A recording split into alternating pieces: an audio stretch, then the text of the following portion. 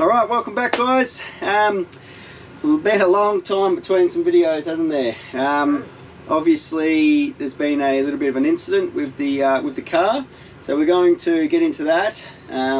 We've had loads of beautiful messages of people sent through, but for those of you that don't actually know us, our little story is we've been traveling around Australia for 4 years. 3 of those years were in a 200 series Land Cruiser with our Lotus Caravan, and now we have a F350. Had an F350 with a new Lotus Caravan and our little boat that sits on top. Yeah, so we've been doing that for 3 or 4 years. 4 years. And yeah, so.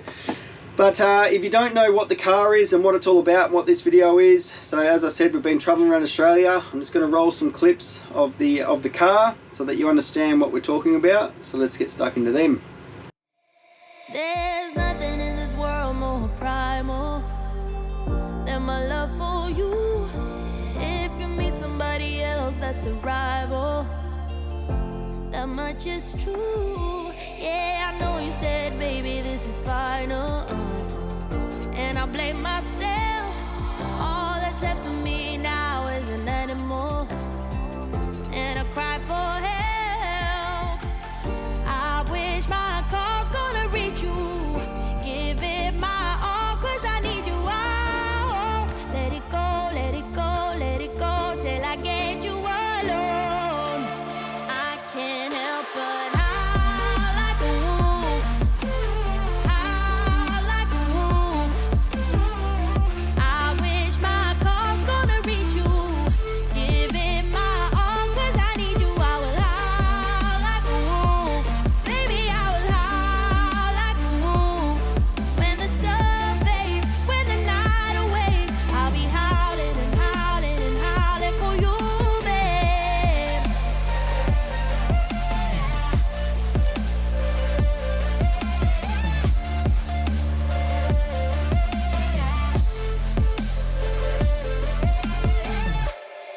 Can't keep my pain quiet any longer.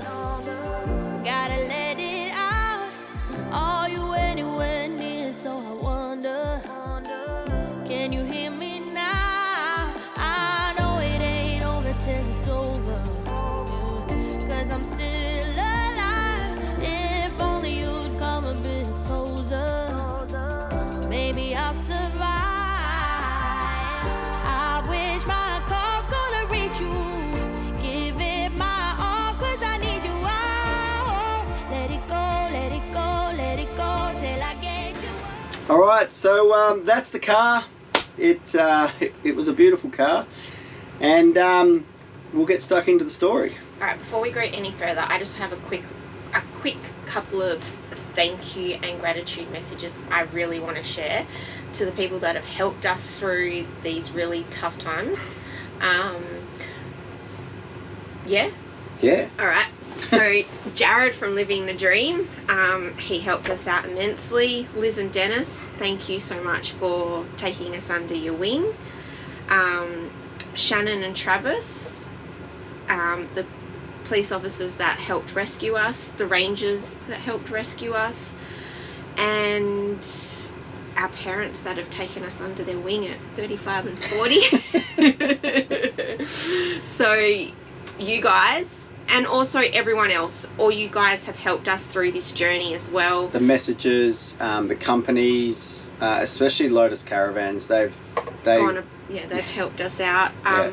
But also like our audience, a few of you really reached out and gave us knowledge and guided us in a way that we wouldn't have known if we didn't have you guys. So yeah, I just want to thank everybody. If I have forgotten to mention someone, it's not because I don't appreciate what you've done, it's just because I've forgotten. Sorry. But yeah, we thank everybody. Yeah, it's been amazing, really. Yeah. Well, let's get stuck into what happened. So we were about 1.5 to 2 hours outside of Karratha, and we were camping up. So the caravan wasn't with us at the time. The caravan was at another spot, and we'd just gone out. We'd been cooped up in the van because it had been raining. Lani was feeling really sick.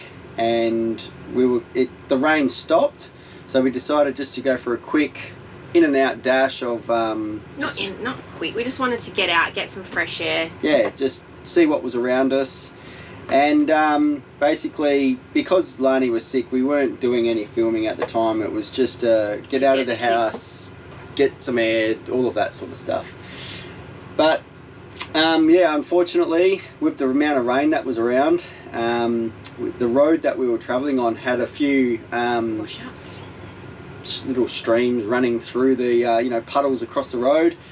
And we got to further up the road, and I jumped out and I walked this water crossing. Well, we walked all of them. We checked all of them. But this one was a little bit deeper than the rest, and it come up to my waist. And as you can see with the F350, my air intake is up around my man boobs. And basically, yeah, we went through, and so I walked there, I walked back, and as we drove through, the ground gave way and the front of the car dipped in. It didn't come over the bonnet. It just it dipped in enough just for the bottom air intake to pick up a mouthful of water. Dipped in, like momentum pulled us out. The engine stopped instantly. We weren't travelling fast, it was slow. But as we dipped in and dipped out, it come to a stop. And basically from that moment on, the car was dead. So water into an air intake of a car, cylinders go up and down, water can't compress, and it can destroy motors within seconds. So we winched the car straight out. A couple of key notes is we had all the right recovery gear to get out of that situation. We had the knowledge to get out of that situation, and we were out under 5 minutes. So as the car stopped, I jumped into action, jumped out of the car, pulled the car out of the water with the winch. The winch was at its maximum. I had my snatch strap at its maximum. I had a tree trunk protector at its maximum, just to reach the nearest tree. So it was the only tree there. We were very lucky that there was something in reach, and like I said, we winched the car out under battery power, and as you know, the winches can chew a lot of battery. So we got out of there and basically went into survival mode. So this was the scare. This was. Well, we popped the bonnet. Oh, you popped the bonnet. Popped the bonnet. Looked straight into the air filter. Air filter was wet. I put my hand up the air intake and I could feel water in there. So I knew instantly what happened, but that just confirmed of what happened. And yeah, basically from there on in, I was just searching around for the glow plugs. I've never ever worked on an F350. Every car's different. They're located in different spots. I was looking for the glow plugs, and I just could not find them. And they are reasonably hidden. Once you know where they are, it's pretty easy, but couldn't find the glow plugs to undo, to squirt the water out. Once you get your glow plugs out, you can start your car and the water comes out of the glow plugs, providing that nothing is bent and broken or even put a leg out the side of the motor during the water intake. So that's what I was trying to do. Didn't have the correct tools for it. You need a long, skinny, deep 8mm socket for it. If you carry one of them around and you didn't know, then you're a bloody genius, but I didn't carry one around. So yeah, that's sort of what happened. So we went through a bit of a water crossing, and the ground gave way and we took in a mouthful of water. So just go back, like, so there were lots of people out there during the day. We crossed lots of families, and you know, they were all like in normal cars. Spoke to them, they said, oh, you know, there's nothing out there, you know, you'll be fine. Don't know whether it was because our car's a bit heavier that we fell into the hole, or yeah, the culvert or something, whatever, might have just gave way, and as we were driving through it, just to dip in, dip out, and yeah, we just sort of, that's all she wrote. So but basically, yeah, from there we jumped into survival, didn't we? So after that we have you got the PLB?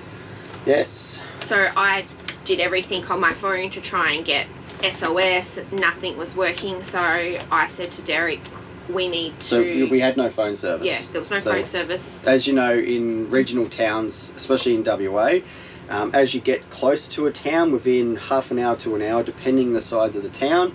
But you only get a small amount of service, and we were outside of that range. So phones were good for a paperweight, and that was about it. Good for a photo, but yeah, this little buddy. So this is a personal locating beacon. We brought this before we left, just in case of an emergency, whether on the boat, on the land, hiking. It's small enough that you can take for a hike. We're not sponsored by these people. This is just what saved our butts. So we read the instructions and wound the aerial up and turned it on. And we thought it wasn't working. Yeah, so the instructions turn around and say, it's got a little light here, and they say that when it flashes green, you've got signal and your position's been pinged. And this one was flashing red, red, green the whole time. So that sort of meant that it can't pick your position, but it's sending a signal out. So we weren't sure if they would be able to know where we were and whatnot. So yeah, we had that set up on a rock in a high spot, just pinging away. And in the meantime, we set up. We obviously Lani was a little bit sick. She had a little bit of fever, and I had no Panadol. We were only out for a few hours, so I didn't pack a lot of food. We had drank our water bottles. We normally carry 10 litres or so with us, but we pretty much drank all of our water bottles, which is a rookie mistake. We should have taken more water, but like I said, it was just a quick in and out of trip. And it's never a quick trip. No. Don't ever think that. And I always have toilet paper and water. Yeah. They're and food, lots of snacks. But even our fridge, all we had was beer. I was right. I could survive. But we had other things. So we had power, we had fire, power from the canopy, we had fire that Derek lit. Yeah, so yeah, we lit a fire. The mosquitoes, and also for a signal to let people know the where we were. The rescuers know that we, to see us. So just on the track, we got some rocks, put it around, lit the fire, and that provided light. We didn't need heat because it was quite muggy at the time, but it was also a deterrent for mozzies. There was a lot of mozzies out with a lot of water in the Pilbara. So we pulled the swag off, dropped the swag on the floor, pulled the canvas back, and just had the fly screen, and the 3 kids just sat in that next to the fire. By this stage, the car wasn't going. We'd set this. Yeah, we'd set this off. The kids, we just me and Jade stayed very calm. Yeah. We spoke to each other about it away from the kids, just coming up with a game plan of A, B, C, D, E. And we made sure that we were like, all right guys, let's get the swag out, we're going to make it a camping trip and we're going to have fun tonight. Yeah. Instead of going back to the caravan. So we never put fear into them, even though we were like ducks underwater, like we're going to die. We were panicking on the inside but remaining calm on the outside, which is the most important thing, especially with 3 young kids. So yeah, basically we had some dried mango, we had a pot to boil water. Yeah. And that's where we were at. We were about to pull the pot out to boil some water, and so we kept Lani hydrated as well. Being sick, it doesn't help. I was very nervous about boiling water after a rain because you get all the washout and all that. So I was like, just to go back, so to light the fire, this was amazing. The matches got wet or something the day before, and we didn't have them ready. We took them out of the car, or something happened with the matches anyway, and we needed to light the fire for all of those reasons. And I had jumper cables for your car, so your red and black jumper cables. I had my boat battery, and I had boat fuel. So I poured fuel over some sticks, I got my boat battery set up, hooked on the jumper cables, and then on the other end I just sparked them together, hoping that the spark would jump onto the fuel, light the fire. So later on I did find out that there was a spark. we brought Kobe a flint, and that was in the car, but we didn't realise that at the time. So we ended up lighting the fire with that method anyway. So it's important to have a couple of methods to be able to light a fire and stuff like that. Fire can save your life while you're stranded out in the bush, and that's what we were at this stage. We were stranded out in the bush and no one was around, so we even got the drone up. We had no battery in the drone. Yeah, the battery was down to like 10%, which if you've got a drone, if it's at 10%, it doesn't last very long in the air. So I got that up. It was beeping straight away. I did a quick 360 around to see if there was anybody else around, any cars around or anything. And there was no one around. So yeah, we were trying on the two-way. I was trying every channel. Yeah, that's another one. Mayday, the two-way. mayday. That's why it's important to have a two-way. We were trying on that, and that didn't work. So I mean, we had all the gear. Some would say no idea by the way this story's going, but we've got there anyway. So it got to about 5 hours later, and by this stage I'm like, Derek, no one's coming to rescue us. Where's this chopper? It's meant to be coming to get me. And she was expecting the chopper to come, probably because on the picture there's choppers and stuff like that. But yeah, she was waiting for the helicopter to arrive. But I'm laughing now, but I was actually crying at the time. Yeah, it was pretty hard. It was pretty scary. Anyway, so all of a sudden we saw lights and we're in the middle of nowhere. So I said, Derek, you go grab the knife and I'll grab the kids and we'll go hide in the bush. And if they say anything, you can die and we'll be fine. So I'll take one for the team. But yeah, so we got Jade and the kids to hide. I had the knife in my pocket. The lights come. And what was it, a couple of 100 metres away? Yeah, and all of a sudden these blue and red lights started flashing. Or was it orange lights? No, it was blue and red. Yeah. They started flashing, and then all of a sudden I jumped out of the bush and I was like, I'm over here, come and get me. So the first thing... Yeah, so there was the ranger. The local ranger, the nearest ranger. The police got in contact with so him. what had happened is this company... whoever this messages go through, they rang the local police station, and they rang the closest person that they thought was closest, which was a ranger, and the ranger come out, and first thing he did, he come through the water, no issues at all, and he said, is everybody okay? We were like, yes, everybody's fine, nobody's hurt, this is what's happened with the car, it's taken a mouthful of water, and he was like, great, just got to stop you there. He jumped on his sat phone.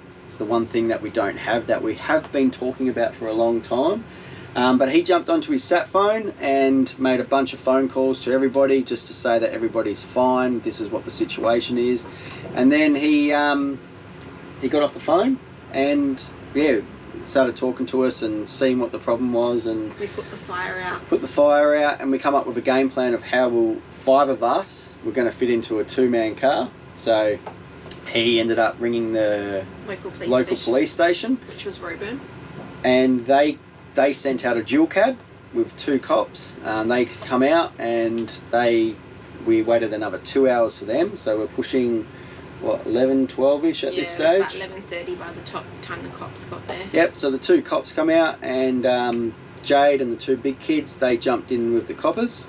And me and Lani, I was holding on to her, jumped into she was asleep by this stage, which was brilliant. We jumped into the 79 series Land Cruiser single cab and started heading back towards where our caravan was. Basically, that's basically where we had to get to, was our caravan. So our night wasn't over yet, but... No, so we, just as we thought things were going well... The car was left... Yeah, the car was left there, locked up, off the track. We had to winch it a bit further so that no one would crash into it. Put warning signs up and stuff like that.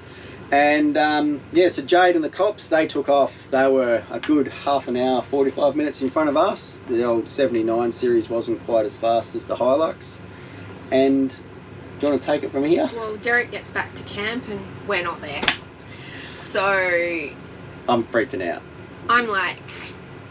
We'd been driving probably for a good hour and a half, and I knew that camp wasn't that far away, and I kept looking outside and I was like, I don't remember any of these landmarks that we're driving past, guys. In the meantime, I had been talking to the cops for the whole hour and a half. She'd been chewing their ears off. No, we had had a conversation. We were talking about forward driving and cars, and it was just a great conversation. We were really in depth. Well, we got lost, and we ended up nearly in Tom Price, which was like the total hour and a half away from camp. So yeah, they'd totally gone the wrong way. Like, it was... Don't know how we took a wrong... I don't know what happened. Anyway, by this stage, Derek had been at camp for half an hour, and he started stressing, like, had they fallen into a ditch? Had we passed them? Had they hit a cow? You know, have the police kidnapped me? I was hoping that. So... Finally, you rang the police station? Yeah, so the ranger got on his sat phone again, rang the police station. Obviously, they were the only 2 cops on night shift, so no one was there. So the phone got diverted to the senior sergeant or whatever, and she was fast asleep. And she woke up and she was like, oh, they're not back yet. We told them the story, and she said, I'll call them, and they were calling them and calling them and calling them, but no phone service. And obviously when they got closer to a town, they got some phone service and realised that they'd gone too far, and swung around and got back at about 1:30, 2 o'clock in the morning, and me and the ranger were just standing outside just waiting for them to come back. But I tell you what, when they come back, it was a big sigh of relief for me, because I was stressing out at this time that maybe, you know, something else had happened other than the first incident. So I was glad to see them. And yeah, they got back, and that's when the story turned sort of even better again. Yeah, so we got there, and I was, you know, we were thanking the ranger and the police officer for helping us, and the ranger then turned around and said to us, look, that road should actually be closed because we've had so much downpour. It's not safe, so I'm going to go out first thing in the morning and close it off. He was the only ranger on duty at the time. So he was very limited to where he could check places and what have you not. So look, it was it's just one of those things that happened. It's nobody's fault or anything like that. No, we take full responsibility for what happened. It was an accident. Yeah.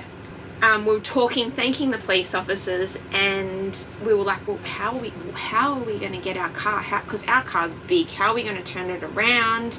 And tow trucks couldn't get down to this spot because of the rain, the water across the roads. So anyway, the 2 cops turned around and said, well, we've got to stay awake because we're going on to shift change. Can we come out with our personal cars after we finish work tonight and help you guys? We love four-wheel driving.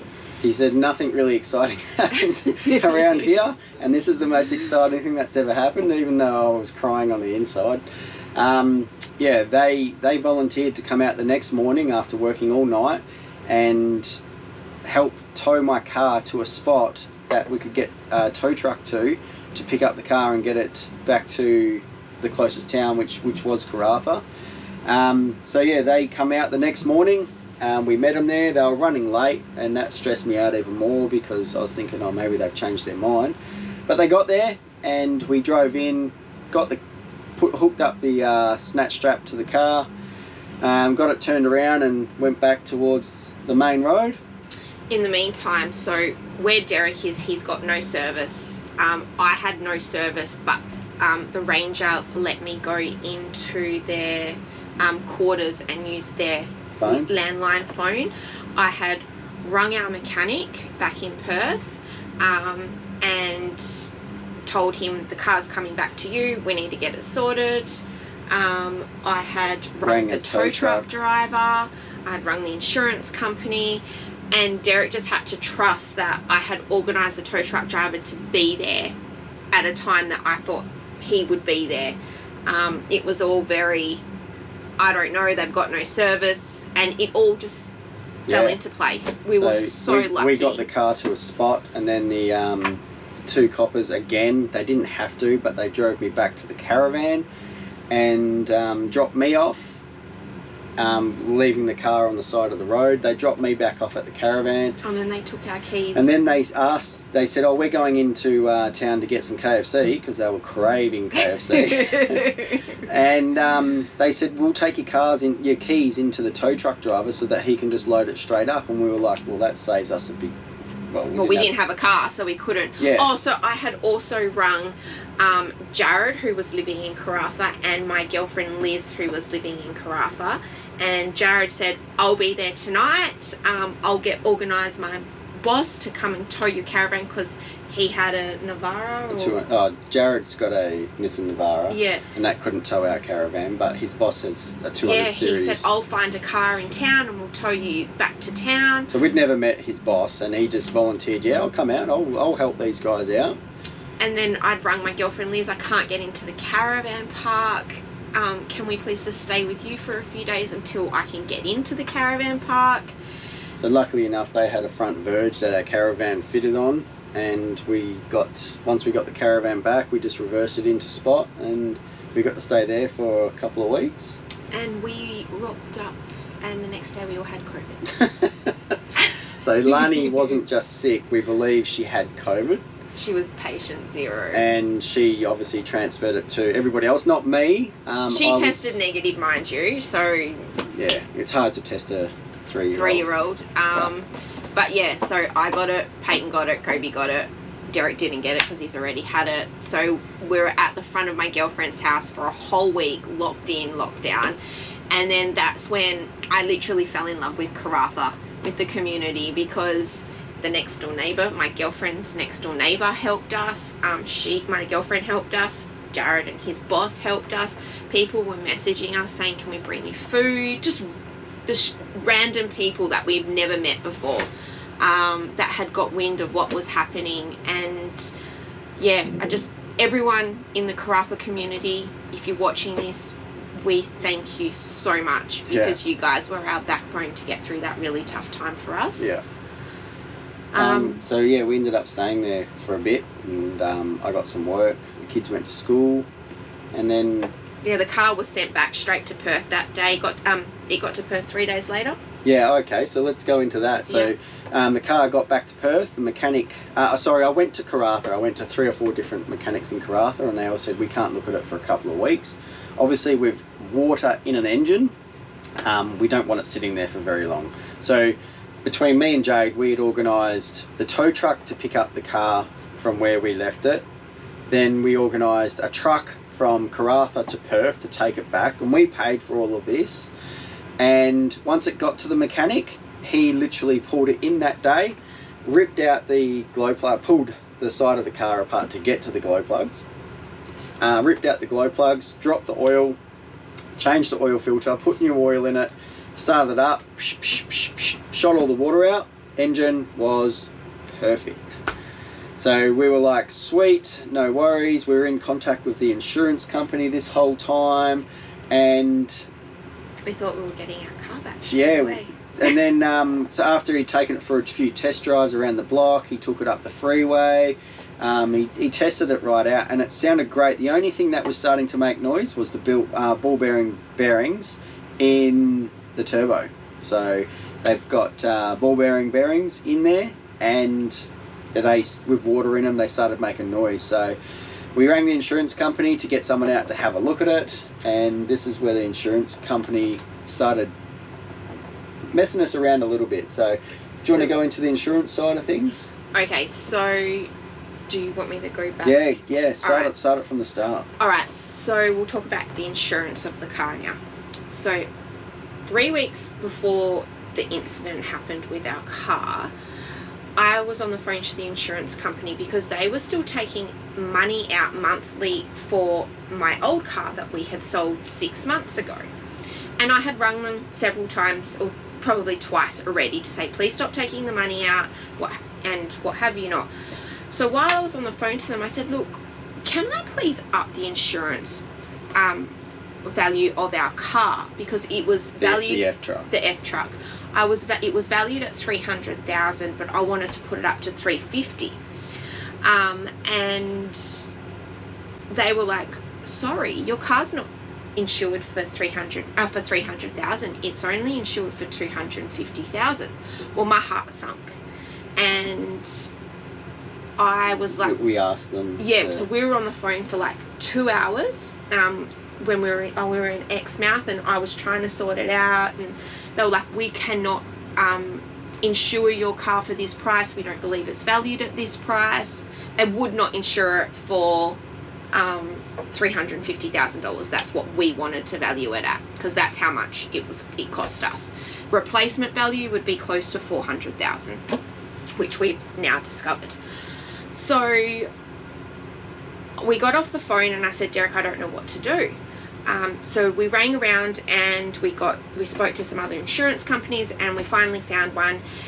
Now, it was Club 4x4 that we decided to go with, but the process with Club 4x4 is you have to send through an item list. Yeah, all your receipts of what you spent on the car. So how much the car cost, how much the canopy cost, how much the suspension, everything. wheels, winches, bars, lights, you name it. Everything that's on that car, you have to have a receipt, and you have to get all that together and send that through for their information. So we had been doing that over the last few weeks. Pretty damn close. We were just waiting for a bit more service, I suppose, once we got to Karratha. Yeah, we were waiting to get into Karratha to finally sort it all out.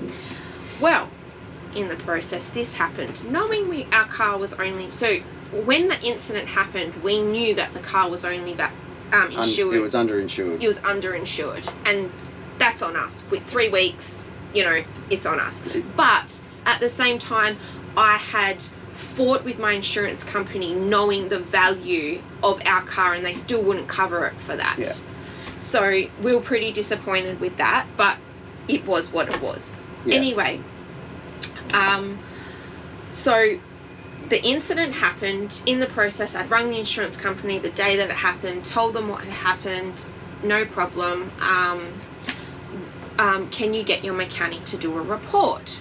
Well, I don't know if anybody's ever experienced, you know, going through what we've been through, but you can't just do a report on... So the F trucks are a little bit different. You can't... Like, the insurance company just wanted to do an inspection report. They weren't willing to pay for anything to be stripped down and assessed properly. They didn't send anybody out to the car. Every time we rang up, we were just getting the call center sort of people that were just reading a list of, no, you need to get a report, we're waiting on this, we're waiting on that. The mechanic rang the insurance company and he was trying to explain to them, I need to be able to do A, B, C and D to get you a proper report, and they were like, no, you can't do that, we just need a report of what could potentially be wrong with the car. So he had done a list and a rough price list of stuff that was potentially wrong with the car. And so 3 months had passed. And they still hadn't sent an assessor out. No assessor come out to that car. Our mechanic had rung them to ask for one. I had rung to ask for one. And then... your uncle passed away? My uncle passed away and I came back to Perth. So it'd been 3 months that, oh no, you had ordered the turbo. Oh, sorry, yeah, sorry, yep. So we ordered the turbo and some gaskets and stuff like that for the turbo. So we actually had to from America front the money for the turbo. Because the insurance company, like turbos, the parts were really hard to find, and we finally managed to, the mechanic and myself and Jade, we finally managed to find these parts. And we rang the insurance company and they said, no, we can't give you any money until... the report's been done. And we were like, well, we can't do that. We can't miss out on this part because they're so rare. And so we just gave the mechanic the money and he brought the turbo and it was getting shipped over. And then at this stage, your uncle had passed away. Jade had gone to Perth. And just as Jade was about to fly back, the turbo rocked up. And we were thinking at this stage that all it needed was a turbo because the engine was running fine, nothing else was wrong with the car, there was no water in the cab, there was no water in the canopy, there was no water in anything. Checked the diffs, they were fine, everything was good. So we were just expecting to pay for the turbo, insurance would give us the money back, plus all the tow truck stuff, and we'd be back on the road. Now... So can I just talk about the water in the car? So when the accident happened, you know, like when Derek got out and opened the door, there was no water, even at the step of the car. Like the doors were open, there was no water going in the car. Like there was no water. It was just that one little dip that we fell into. Yeah. So I just wanted to clear that up to explain about the water thing. So no water in anything really. And once the insurance company obviously got word that there was water in the engine, they were expecting, you know, a sunken car that was full of water, but it wasn't the case. It was literally just the engine and turbo, whatever. But so Jade was just about to fly back up to Karratha after the funeral, and she spent 2 weeks in Perth with her family, just, you know, doing the family stuff. And the mechanic rang me and he said, I've got the parts, yeah, we're good to go. So in the meantime, I rang Jade and I told her we've got the parts and that the car wouldn't be too far away. She said, well, what's the point of me flying back up? Why don't you fly down and get the caravan sent down, and we'll head south from here rather than heading north, because we've sort of missed the north period.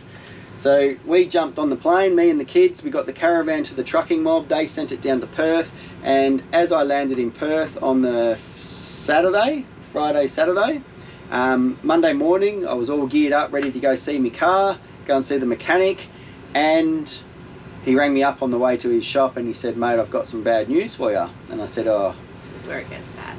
Rightio, tell me the news. And he said, I've just cut open the oil filter. So we've taken the car for a test drive for a number of times. We've driven the car in and out of the workshop, and I decided to cut the oil filter open this morning, and there is a lot of copper, so metal material in the oil filter, which as a mechanic you know is not good. So something more sinister was going on inside that engine. And basically I rocked up and the insurance company were there as well, and they basically, first time that they'd come out to the car, they assessed it, they took photos, they spoke to the mechanic. The mechanic told him the news about the metal in the oil filter. In the process, I had actually rung the insurance company and said, this is hey, a million phone calls later. Enough's enough, we need an assessor out there. The assessor got out there and he goes, I can't believe that nobody's come out here for 3 months. This car could have been fully stripped and we could be paying out your full claim for a car that has no parts on it. And we were like, well, clearly we haven't done that. We had just sent our car, you know, with Full. everything. Boat, As we motor, travel, everything. as we travel, the car got sent back because obviously we couldn't, apart from the fishing rods, we took the fishing rods out. Yeah, because but yeah, so the car was back there full, and yeah, so the mechanic had the previous potential things wrong with a wet car, and the insurance company said, well, if that's your report, let's run with that. So the insurance company took all photos, did use the mechanic's report of potential stuff wrong with the car, and worst case scenario. Yeah, for a worst case scenario, and basically the insurance company rang us up and said, unfortunately, this was like within 2 days. Unfortunately, we are going to write your car off. And we couldn't understand it at this stage. All that was wrong with it was turbo and engine, which you know goes in one. So we were a bit devastated. We were asking questions why, and they said, well, we send out a salvage value to auctioneers and they put a value on that car of what they were willing to pay for it as it stands, knowing the problems with it, it's been in the water and the engine's taken a mouthful, and that price come in at $175,000. So someone was willing to buy that car off the insurance company for $175,000. And our car was only insured for $250,000. So the difference between the 250 and the 175 is all that the repair bill is allowed to come up to. And with everything that the mechanic wrote, it come above that. So the car is technically a write-off. And they rang us up and they told us, and we were like dumbfounded that we were crying. It was horrible. We were just like, how we've just lost everything that we've built. And they also said it was the lack of parts. They couldn't so we couldn't either. source engines. They knew that we'd sourced the turbo and that was here, so we're going to lose that money as well, basically. So yeah, there was the car was written off. And so that's when, well, yeah, we sat there. We didn't want it to be like the insurance company was like, can you accept it? And we said, well, we don't really have a choice, do we? We asked, can we buy the car back and we fix it ourselves? And they said yes, but if you fix it yourselves and something goes wrong later down the track, we don't want anything to do with it. But we'd have to pay that $175 for a broken car and then try and fix it for $75,000. And we were like, well, that's a really tight risk for us. So we announced it on social medias that the car was written off, and a whole bunch of people got in contact with us and asked the story out of respect, not nosiness, and they were giving us some hints and tips of what we can do and who we can see and stuff like that, because it all happened so fast, and we've never dealt with insurance companies before. We've never really made a claim before. We've never written a car off before, so it was quite sad, heartbreaking. Yeah. Oh mate, it was. I've been struggling to sleep. I still struggle to sleep now.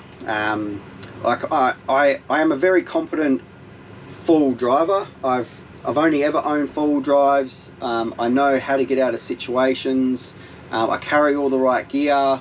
I'm not just some numphy that started up a YouTube channel and knows nothing. I've been four-wheel driving my whole life, and I come unstuck this time. Everybody comes unstuck.